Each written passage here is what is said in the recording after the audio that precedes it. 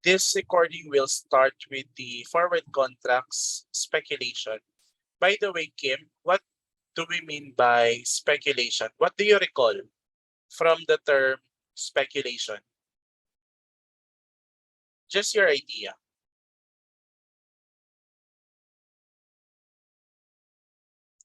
Kahit yung word lang na speculate, pag sinabing speculate or in Tagalog, ano sa tingin? Nag-expect po tayo ng Nag-expect, okay? ng possible po na transaction. Possible outcome. Okay, that's correct. When we do speculation, we are expecting something to happen.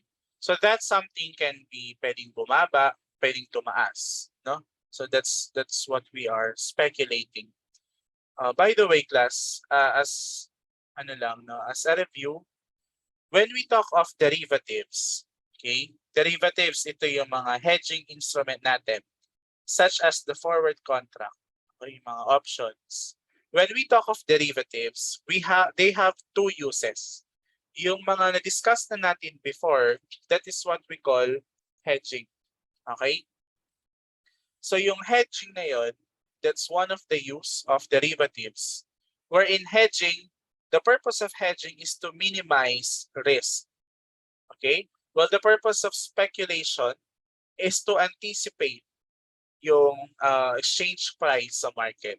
So for example, in this problem, okay, ano ang ini-speculate dito sa problem na to, Kim? What is Gatas Daily Corporation speculating? Ano yung ina-expect niya or would weaken during the next concluded that would weaken during the next month because of the and the foreign exchange for speculation on November 1, 2022. Okay. So when you are expecting, if you are expecting na bumaba yung price, okay? Kunyari, malakas ka magpagas, for example, malakas ka mag-travel or for business purposes. Okay, pag alam mong mababa yung price ng gas ngayon and then tataas in the future, what will you do? Magpapagas na po ngayon. Okay, bibili ka na, di ba? Bibili ka na kasi alam mo in the next week tataas siya. So parang ganun yung concept ng speculation.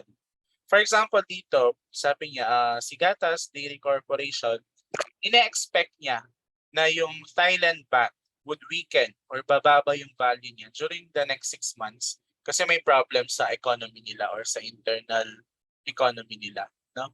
So, Gatas Corporation is hoping to report a gain. Kaya mag-enter siya into a foreign exchange forward for speculation.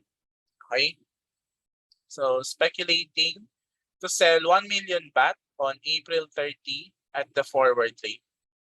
Okay, so let's try to solve this, no, Kim? For the first item, gawa tayo ng journal entries para mas ma-visualize natin siya. In the December 31 profit and loss statement, what is the foreign exchange gain or loss on the forward contract? So dito muna tayo sa November 30. On November 30, what would be our entry? This is the problem. What would be our entry on November 30? Debit foreign currency receivable po. Okay. Debit foreign currency receivable. Tama. And then? Credit foreign currency payable po. Okay, very good. Tama yan. Pwede mong baliktarin?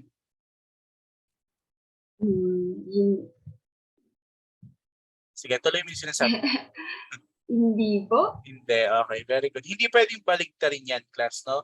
Dito sa initial entry natin, actually it's November 1. November 1. Hindi siya pwedeng baliktarin. Okay?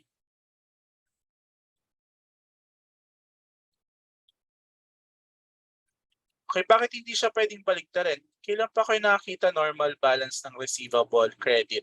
Diba? Because this is their normal balance. That's why we do it this way. No, laging ganito class ha. Whether hedging pa yan or speculation, yung unang entry mo in your forward contract is always debit foreign currency receivable, credit foreign currency payable.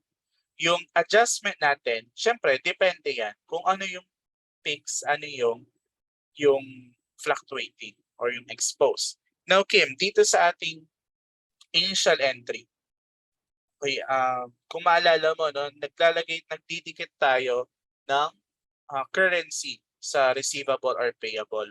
So for example, the receivable, anong currency itong receivable na to? Baht po. Are you sure? Yes po.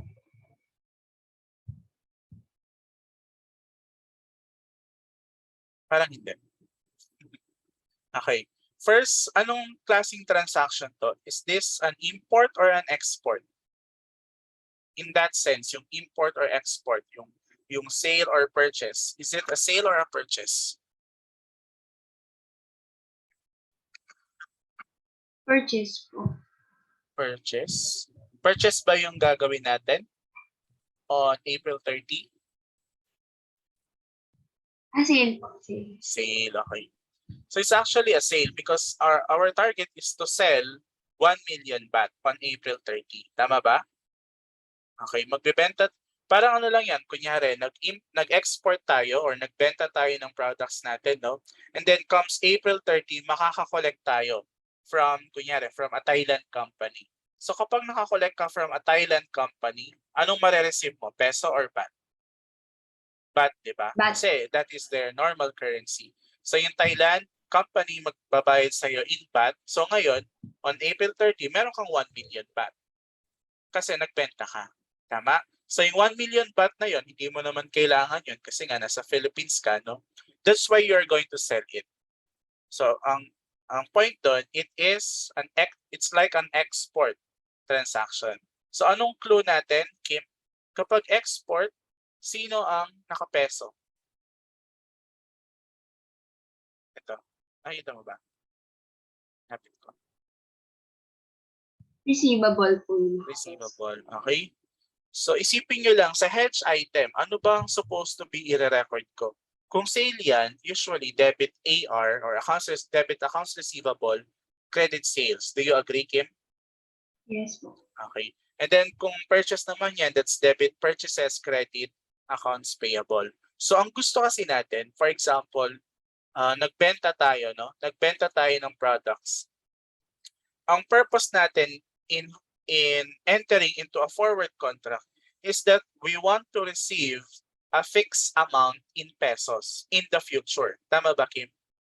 That's why you're entering into a forward contract. Kasi you want to minimize the risk na baka bumaba. Diba? Baka bumaba masyado yung palitan. Okay? So kung ang pinag-usapan natin is sale or export, ang gusto nating i-fix is yung receivable. Okay? So kung ayaw nyo ng ganong analysis or nahahabaan kayo sa ganong analysis, pwede nyo gamitin itong shortcut na to. Okay? So if it is an export or a sale, we are going to consider our FC receivable as our peso. May bearing ba to, Kim? May bearing ba yung pag-identify ano yung peso, ano yung fix, ay ano yung peso, ano yung FCU? May bearing ba yun, Kim? Sir, what do you mean pong bearing? Mayroon ba siyang effect sa ating problem solving? Opo. Meron. Kapag Kapag peso, what will happen? yung fix po kasi hindi po siya. Yun na po yung hindi gagalawin. Okay. Ano yung nakapix sa atin? Yung peso or yung FCU? Yung ano po, peso po. Peso. Okay. That's why kung napansin niyo sa mga problems na sinosolve ko, no, I'm always typing next to the letter P sign for the peso is yung X. Okay. Because I want to convey to you that that is our fixed account. Okay? So medyo corny pero at least matatandaan niyo, di ba?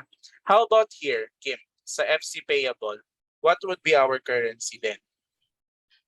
Yan na po yung baht, sir. Okay. Siyempre yung kapartner ni peso in this problem, which is baht. And then, what is our account here or amount? 1 million baht po times 1.199. 1.199. Bakit hindi yung 1.190? Kasi po hedge instrument po. Dapat po forward trading ginagamit. Very good. Okay. Because class, we are dealing with or we are recording entries for the hedge instrument. No? And when we are doing entries for the hedge instrument, we want to use the forward rate. And kapag hedge item naman, spot rate. Tama ba, Kim? Kim, Yes tama po, ba? sir. Yes po, sir. Okay. That's also the purpose, class, kung bakit ko sineseparate yung hedge item and hedge instrument, no?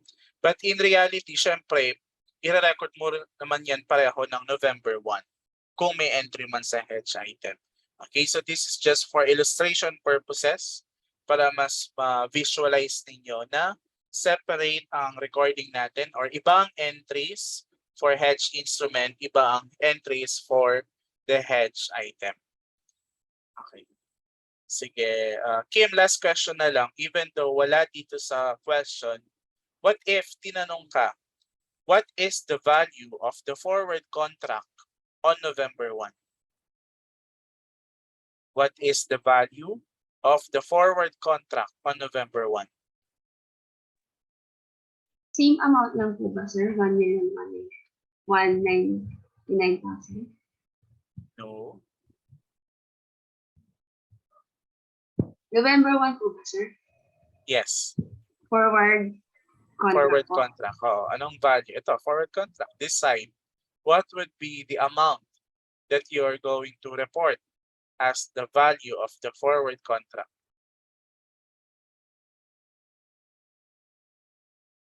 So, hindi siya 1,199,000. Hindi ko po sure, sir. Hindi ko po alam. Okay. Sige, that's okay. The answer, class, is 0. Okay. So, pag Answer kasi po, ma-offset po. yes, okay. Because one is asset, the other one is liability. So kapag pinresent mo siya sa balance sheet, mag-offset lang yan. Okay, that's why for November 1, the value of the forward contract is 0. Or usually kahit anong problem yan, no?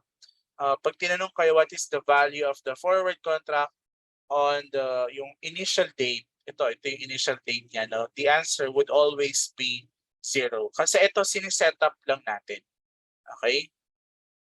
Sige, thank you, Kim.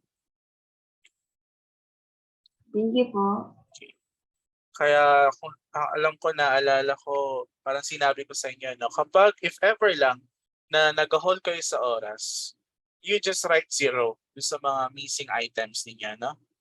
Kasi malay ninyo, no? Malay ninyo tumama. Kasi kapag blanco yan, class, we will not consider that as 0 yung answer ninyo. Kapag nag-hold lang kayo, baka mamaya isulat niyo lahat 0 na. Hindi na kayo papasa nun. Okay? Alright, so let's have the next one. I think it's Gail. Gail Feliciano. Hello po, sir. Okay, tapos susunod si Merish Feliciano. Okay, Gail. Dito naman tayo sa December 31, no? Opo. December 31, what would be, paano mo siya i-solve? Paano mo gagawin yung journal entry on December 31? Kung ikaw. Need po na kunin muna po yung target and current po. Okay. Actually, hindi naman siya kailangan talaga, no? Sinasuggest ko lang siya para may guide kayo paano niyo siya sisimulan i-solve.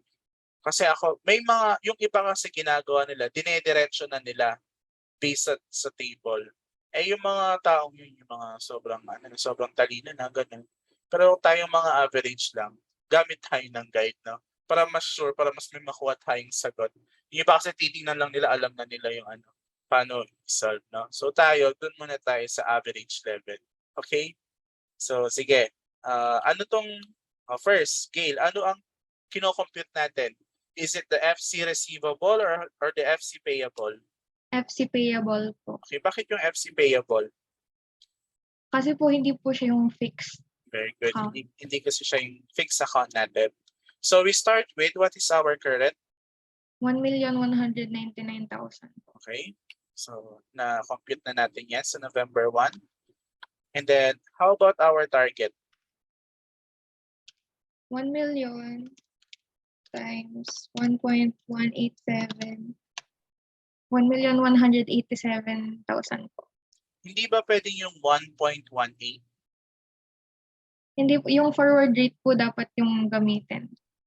Okay. Kasi nga, nandito tayo sa ating forward contract side or the hedge instrument side.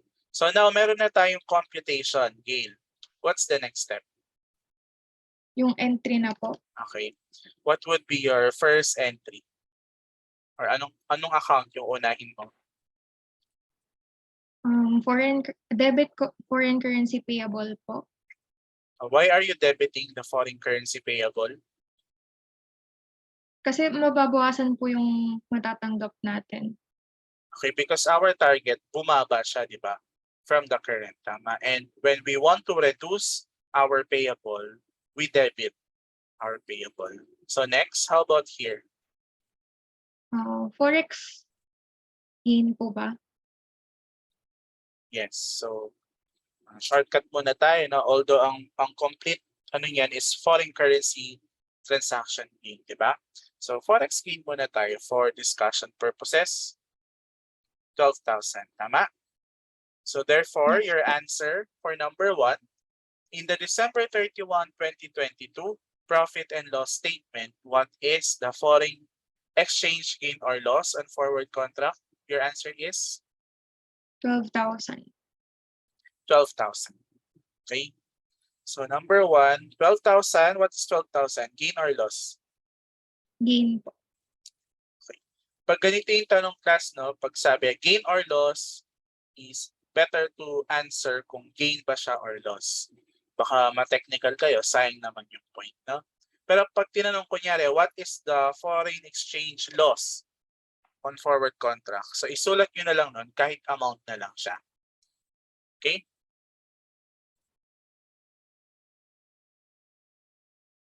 Sige, thank you, Gail. Thank you po. Next, let's have Merish Feliciano. So minsan talaga class, mas mabilis yung recitation, minsan mas matagal. So depende kung saan kayo na natutok. Okay? So how about Merish Feliciano? Merish? Tapos susunod si Lea Gaak after ni Merish or kung hindi makasagot si Merish. Wala. Lea, are you here? Hello po, sir. Ayun. Okay, sige. Lea, parang hindi responsive as of now si Miss Merish. So can you please help me with the next problem or with the next item? Sige po. Parang napilitan ka. Ay, hindi po. Joke lang. Okay, so this is April 30, 2023. Okay. So what would be your take? Anong gagawin mo dito? Lea, paano mo isa-solve yung April 30? Yung current po, yung 1,187,000 po ba? Okay. The current now for April 30 is the previous target, tama? Opo, opo. And then? Yung sa target po, forward rate po tayo, no? So, 1,187. So that is 1,187,000. multiplied by, Opo, 1 million multiplied by 1.210 po. okay. Class ko napansin nyo, no, the spot rate and the forward rate on the settlement date is usually the same. Okay? Yan. Kahit sa ibang problem, usually parehas sila. Okay, so now, Leia, we have the current and the target. Can we now create the journal entry? Opo. Okay, so how do we do it?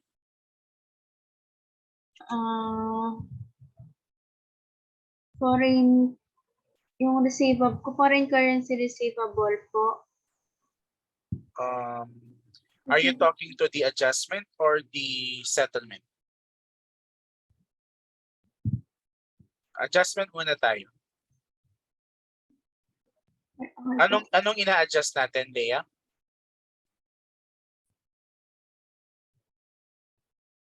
What are we adjusting here? Is it the receivable or the payable?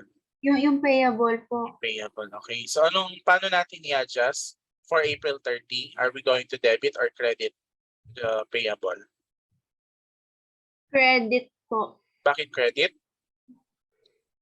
Kasi po, magbabawas na po tayo sa payable. Oh. So kapag nagbabawas tayo sa payable, kini-credit natin siya?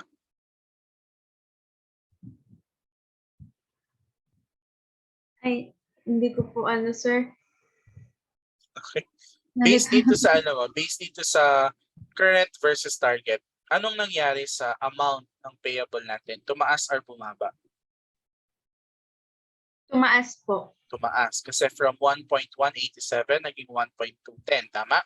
So, Opo. tumaas. Ibig sabihin, we want to increase our payable, right?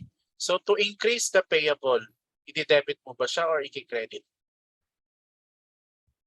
Ide-debit po. Debit? Ay, ala. Baka balik kita ang phone yan. Okay. Payable, what's the normal balance of FC payable?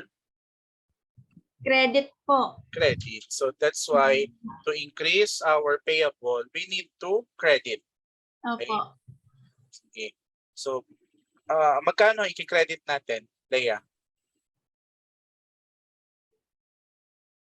Ito pong 1,210,000 po. Okay, and then, yung buo? Hindi po, minus po dun sa current po. Bale, 23,000 po. Very good. 23,000. Okay, so okay na tayo dito. May kulang tayo, Leia.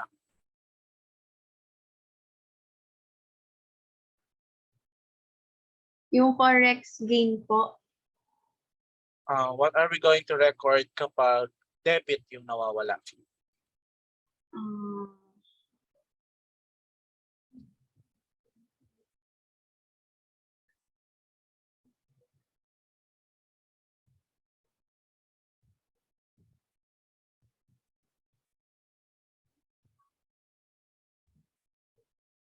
Leia?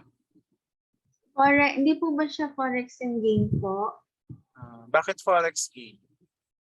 Hindi, kasi po ina-adjust na po natin siya. Okay. Baka na-stuck ka sa cash flow hedge. Cash flow hedge iha. Hindi to cash flow hedge. So yung by default class, no? Kapag missing side is debit, forex loss. Kapag missing side is credit, forex gain. Ngayon baka yung sinasabi ni Leia is yung dito sa cash flow hedge. Okay? Kasi sa cash flow hedge class, ayan, for example, dito, December 31, 50,000 gain. Pero March 31, nag-a-adjust, okay? Nag-a-adjust tayo, pero forex gain pa rin. Sir, sabi mo, di ba, kapag ang missing is debit side, it should be forex loss. O bakit ka po nag-debit ng forex gain? The reason here is because cash flow hedge yung problem na to. Okay? Ito pala. Sorry. Accounted for as cash flow hedge. Okay? Yun ang reason niya. Kapag merong dash OCI, tama si Leia na kailangan nating i-adjust yung previous. Nakuha ba, Leia? Cash Opo. flow hedge yan. No? However, usually, okay, undesignated hedges, pati yung fair value hedge, usually, forex gain or loss, sinusundan natin, ang rule natin is kapag ang missing side is debit, ano kasing i-debit natin, Leia? Forex loss po. Forex loss. Kapag credit ang missing side, Forex gain po. forex gain. So, yun ang gagamitin natin. Kasi if you notice class, ayan, no, sabi dito, forward contracts, nakikita mo ba, Leia? Opo. Forward contracts, speculation, undesignated hedges. Okay? So, ulitin ko, kapag cash flow hedge, doon nyo lang gagawin yung ina-adjust ninyo yung previous problem or yung previous forex gain or loss. Okay? Okay po. So, for this one, we're going to debit forex, Loss po. loss. Okay? Kasi ang missing side is debit. For how much? 23 po. 93,000. Also, class, if you will notice, may sinasabi dito, on April 30, 2023, what is the foreign exchange gain or loss on forward contract, ignoring any discount reversal. Okay, ito yung tinutukoy niya sa reversal. Parang yung sa cash flow daw kasi, nare-reverse yung previous gain or loss. So for speculation, that is not the case. Okay? So sundan natin yung normal rule na kapag missing is debit, forex loss, missing is credit, forex gain. So our final answer then for number 2 is what? Anong sagot natin for number 2? Leia. 23,000 loss po. Very good. Also 23,000 loss. Okay, tinatanong niya kasi kung gain or loss. That's why we need to indicate that it is a loss. Okay? So yan, ganun lang sinasabi yung speculation. It's just like yung undesignated hedges natin or yung fair value. Thank you, Leia. Thank you po, sir. Sorry po. No worries. Okay lang, class, no? Kahit nagkakamali kayo kasi medyo syempre namimix nyo na yung mga topics, no? Akala niyo applicable siya dito pero doon pala siya sa isa.